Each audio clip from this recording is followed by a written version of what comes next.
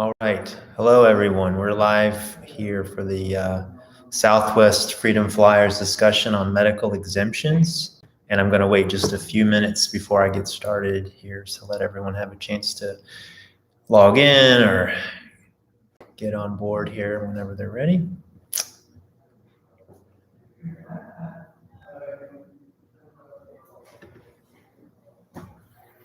All right. So this will be recorded and available for those that can't watch this right now. And we'll go ahead and get started. All right, so my name is Dr. Hutton. I'm the founder and the medical director of Mulberry Clinics here in beautiful Columbia, Tennessee, which is just south of Nashville. I obtained my board certification in family medicine in 2009. I'm passionate about helping my patients and folks in general live their lives in healthy and thoughtful ways. I am not a lawyer. I'm a physician, and a lot of these questions actually are even a bit more legal than medical. So keep that in mind, and we'll just do the best we can going forward. I've been thinking about this process for quite some time now, starting with my patients many years ago who started coming to me with sort of non-conventional opinions regarding medical treatments and vaccines for them and for their children. And so I've had to wade through some of this for quite some time now. I have 8 children, so mandates and vaccines and medical procedures and guidelines have been important to me for quite some time, both personally and professionally. Even though this is about vaccines and the controversy around them, I am not an anti-vaxxer. As I said, I have 8 children. They have received vaccines. I do want them, as well as all my other patients, to be cared for as well as possible. I run a medical practice, so I'm completely on board with offering whatever medical therapies or interventions would be helpful and that are safe and effective. I'm also not anti-company or corporation. I run a company, I run a business. I'm not against companies existing and making a profit and doing the best that they can. I'm a firm believer in the free market system. I love the idea of companies existing to provide cost-effective, efficient services and make money doing it. I suspect that most companies are actually not particularly happy having to sort of wade through this and make these decisions. I'd imagine they would rather be spending their time doing other things but not having to kind of deal with this mess. Another thing that I believe is that medical decisions should be made as locally as possible, ideally between a person's, personal health advisor, counsel, physician, and the patient.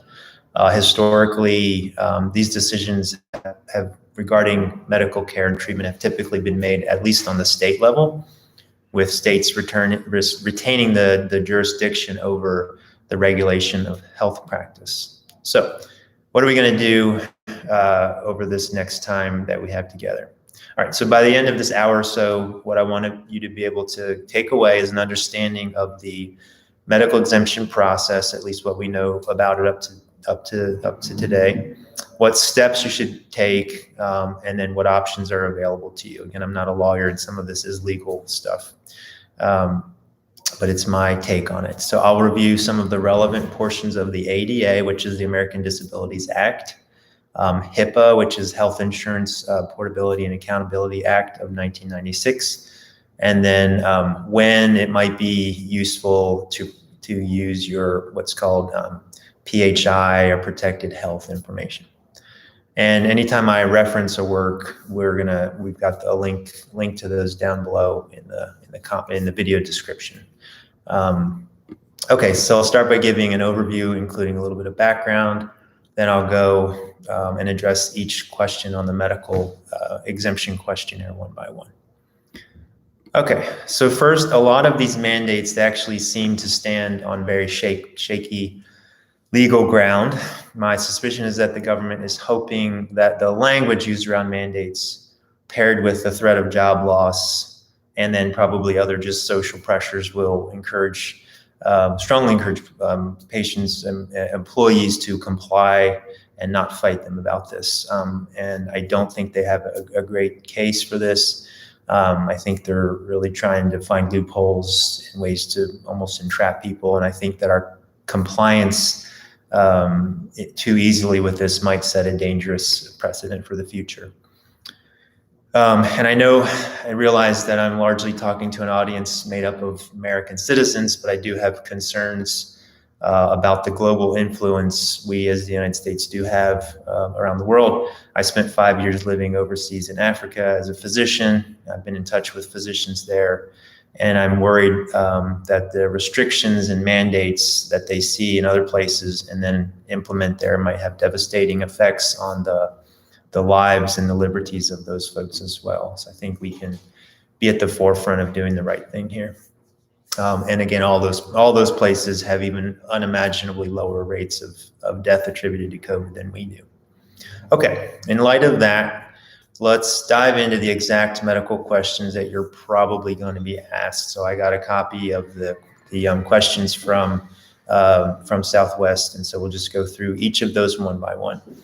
And I'll give you some relevant information, and I'll be as specific as I can be in order to help you answer the questions. Again, some of this is a little bit more legal interpretation. It's the parsing of words and phrases. So we'll do the best that we can, keep it as scientific and medical as we can. So I want you to be able to leave here and be able to kind of really write things down in those questions as you see as appropriate. There might be some variations in your specific responses, but I do think this is probably going to be helpful. Okay, so common medical exemption questions. So the first one that I've seen is this question. Please identify the medical condition, issue, or concern that you believe prevents you from being fully vaccinated against COVID-19. Okay, so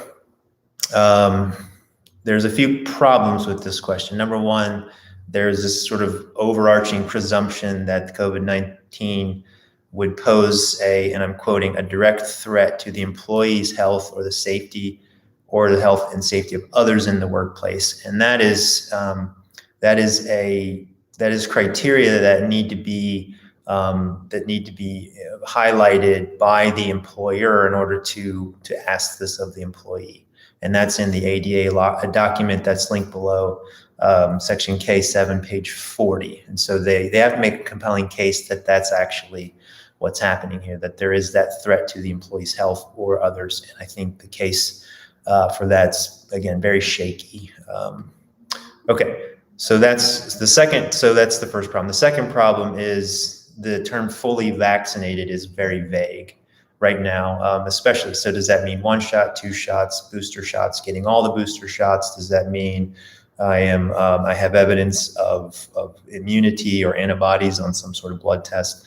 And so, the term becoming fully vaccinated, I think what I would do in this question is ask them, what does that mean? What does that specifically mean? Because that is a very vague, and if you say, you're willing to be fully vaccinated, we don't know what that means or where that will end. Does that mean you're saying you will get, 3, 4, 5 multiple boosters? Does that mean you'll get 2 shots? Does that mean you'll get 1? So that's not clear to me.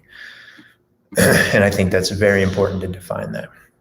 Okay, the third problem is that someone may have had a adverse reaction to a vaccine in the past. And that is a very clear, as we'll talk about in a minute, a very clear indication that future vaccines are contraindicated or should be avoided. The difficulty now is the case could be made really both ways, is that the current technology used is considerably different in a couple of the major vaccines from vaccines used in the past.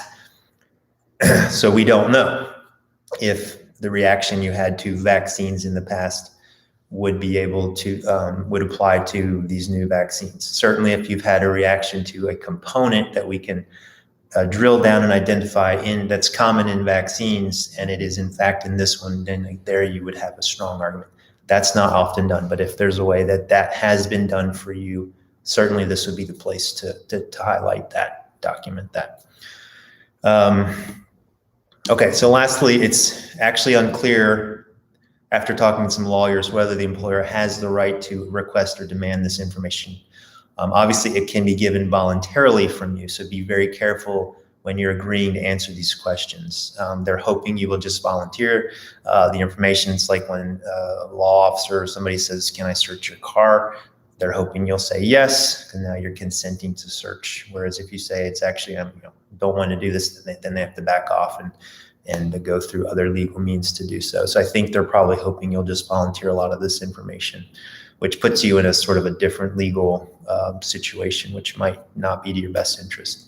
It's probably a violation of some patient confidentiality laws to do anything that would look like coercion to get this information from you. So to me, if you don't want to supply this information, then think carefully, because you may not have to. So I'd mention all of these issues, honestly, as answer to number one. Okay, so obviously we haven't really even touched on medical things yet. So if you do have a specific condition, this is where you're going to write it down. If you don't, then you can simply say, well, I prefer not to disclose any of my private health information at this time, and that is acceptable. And we'll talk a little bit more about that in the future here with some specific questions. Okay. A very clear-cut exception for this would be if you have had a COVID-19 vaccine. For some reason, you've gotten one, something like that, and you had an adverse reaction, okay? So, and this is pretty well defined and clear-cut as far as like the CDC is concerned. So this would be an easy case to defend. So if you've had a vaccine and then you've had a common mild reaction, and we've got this link, such as pain, redness, swelling, tiredness, headache, muscle pain, chills, fever, nausea, then that's a mild reaction, and that does not necessarily preclude you from getting additional vaccines that are the same. So be careful there. And of course, this applies to people that have gotten a particular COVID-19 vaccine. If you have had a vaccine and had a severe allergic reaction known as anaphylaxis, so this would be with the Pfizer or the Moderna shot, and the CDC recommends clearly don't get another one. So that is probably a very small number of people, but that's pretty clear cut. So a severe allergic reaction would be rapid heartbeat, difficulty breathing, swelling of the throat, generalized rash or hives. And then that's just something like you'll need Benadryl or epinephrine, and that kind of has to be pretty well documented. So that's one particular situation where it's pretty cut and dry, okay? And that's not common, but if that happens, definitely that's where you want to put that. Now, I've had people send me things where they've said, well, I have an autoimmune condition, or I have Lyme disease, or I have other things. And as far as I can tell, that's not going to get you super far, because that's not going to be a commonly recognized condition which would prevent you from getting a vaccine, even though some other people may have a different opinion on that. It's going to be harder to defend. Okay. All right. So that's question number one. Question number two, why do you believe the medical condition, issue, or concern identified above prevents you from becoming fully vaccinated against COVID-19? So again, we're running into some of the same issues we ran to with the language with question one. What does it mean to be fully vaccinated is one important one. So this is going to be a hard question to make a case for, because listing a specific medical condition opens you up to getting into a professional scientific debate that's going to be hard to win. They're going to find folks that can say, well, that medical condition is not a contraindication to getting the COVID vaccine. And they're going to probably be able to find some sort of expert or some sort of documentation to support what they're saying. And they're going to lean on the FDA and the CDC and things like that. That's a pretty big uphill battle. So that may be a tough one to defend. And unfortunately, there's very few medical conditions which, like the CDC or many government agencies would say, are a true medical exemption from the vaccine.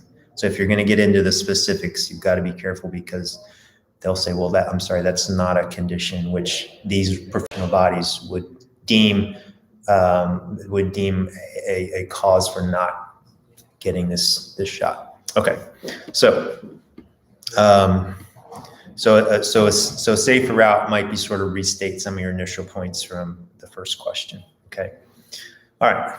So that's question 1 and 2. Question 3. Please identify the effect or consequence of receiving a vaccination against COVID-19 that you are concerned about. And what is the basis for your concern? To me, this is the money question. Not that it's going to get you your exemption, but you can have a lot of valid concerns about getting the vaccine, not necessarily related to a medical condition that you have. And there are tons of reasons to be concerned. I mean, they just grow every day. So the question here you're answering speaks to your concern about the safety of the vaccine.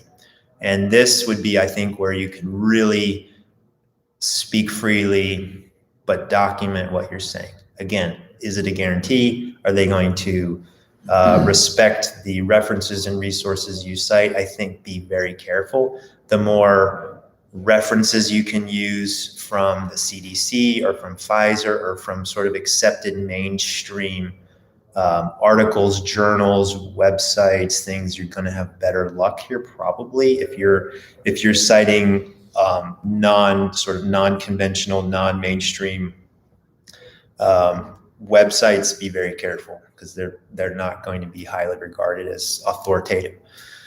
I would cite the VAERS data. So that's the official vaccine injury recording site.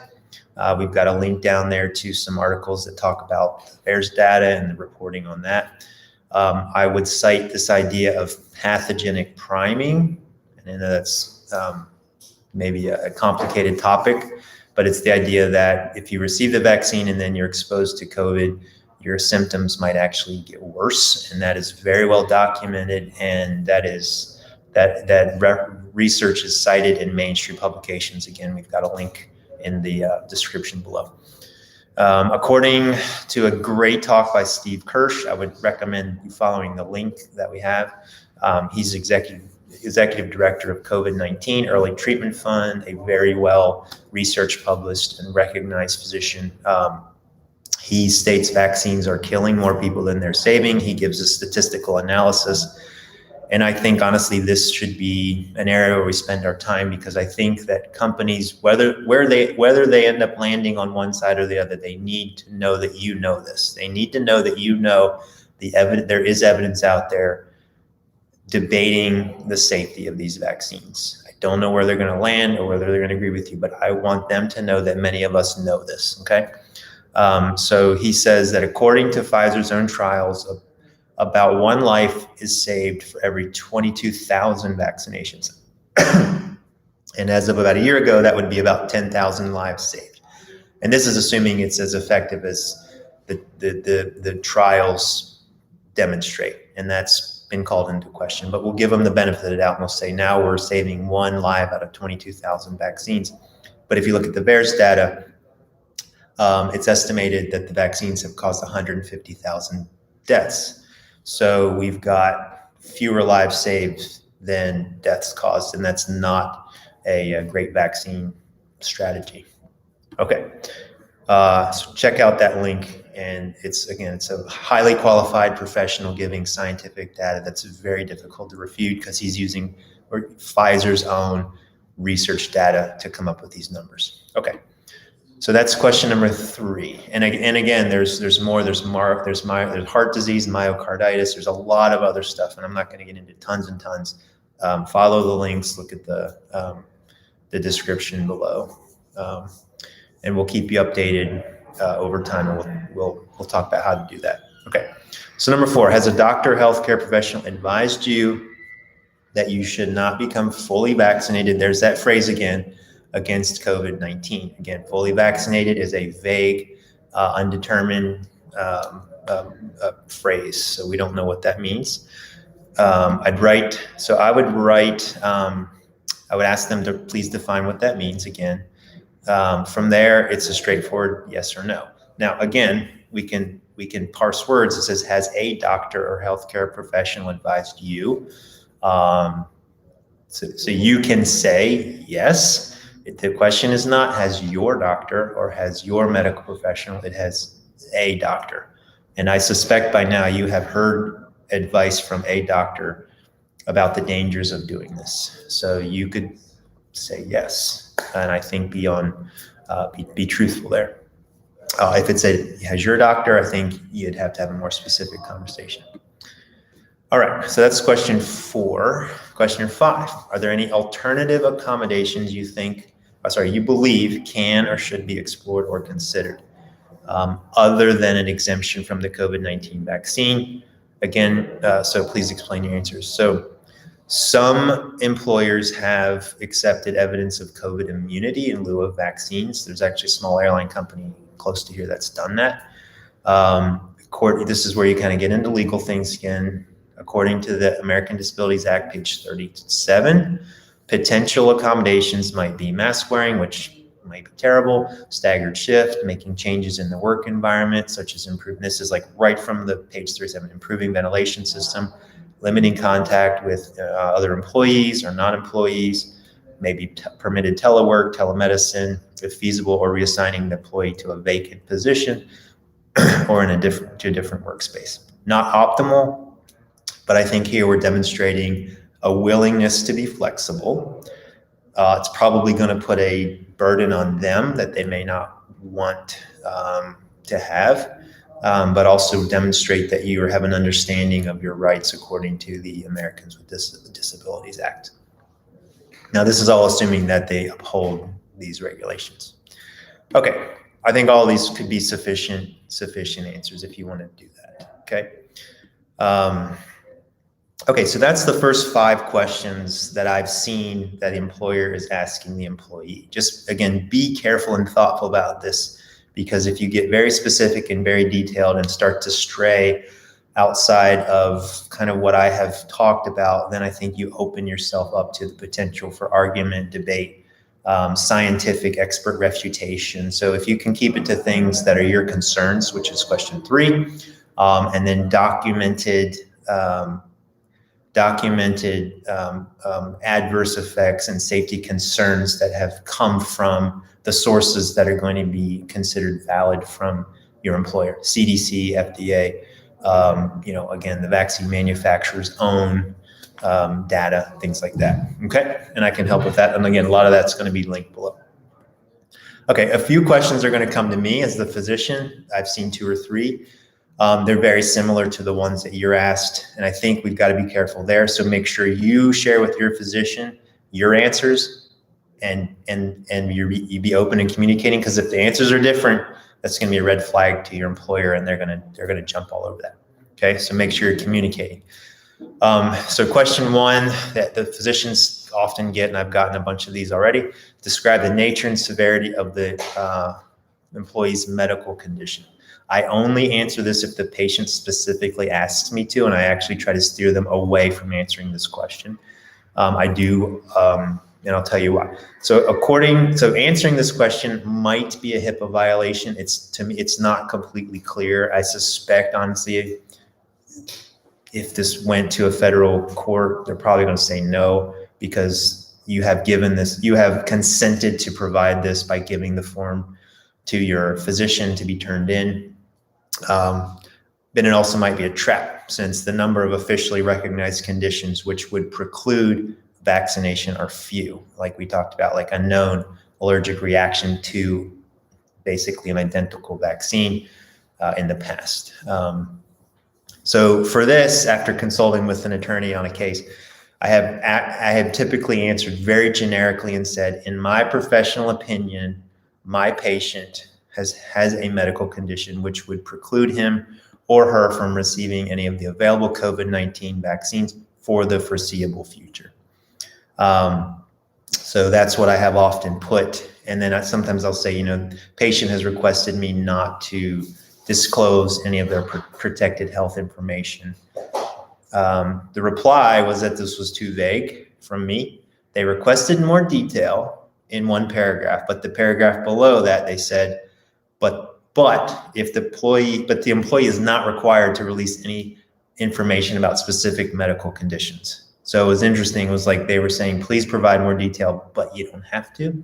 Felt like they were maybe trying to almost trap the physician into maybe making a mistake. So again, I would say encourage your physician to be as vague as possible. That's what I try to do. And it's not dishonest. I have been doing this for a long time. I've been into the research for 2 years now. I have no problem honestly saying that there is a medical situation at hand which would preclude this vaccine. So that particular exemption is still pending. And again, this is I'm talking to lawyers about how to write medical things. So again, a lot of this comes down to legal battles. All right, so number 2, this is again for the physician. Is the employee's medical condition temporary? I just say no. Again, the question number 1 response for the foreseeable future. I don't expect it to change. Number 3, explain the employer's need for a reasonable workplace accommodation and identify essential job duties the employee is unable to perform. So they'll often include the employee's job description and then what adjustments or changes does the employee need. So this actually comes from sort of typically like a disability workers' comp type perspective, where like maybe there was an injury or an illness and they need to make accommodations in hopes that the person's going to recover or at least be able to function at some capacity in their current work environment. So it's not particularly useful in vaccine conversations, but I do reiterate the kind of accommodations that could be made, again, which might be a burden to the employer, such as masks, telemedicine or telehealth or remote working. In the medical field, it's telemedicine, but remote working, which a lot of my patients do, ventilation and just other mitigation things that could be done. Okay, so again, 3 and 4, they're more about accommodations that we kind of touched on in the first 5 questions. All right, so that is a 30-minute summary of how I would respond to those questions. You got to be clear in communicating with your physician. Obviously, you don't want them undermining what you're writing. You want them to be on board. Historically, medically, scientifically, you have the precedent and you have the true scientific backing for what you're doing. So just know that going into this, it's important. So there you have it. I hope it's been helpful. I'll hang around. We do have some time left. If we want to see if we can grab a few questions, I'm happy to do that if I didn't cover everything. This is going to be recorded so it can be viewed later. All of the references that we have spoken about will be, like I said, down in the video description. Okay? So let me flip over here and see if we have any questions.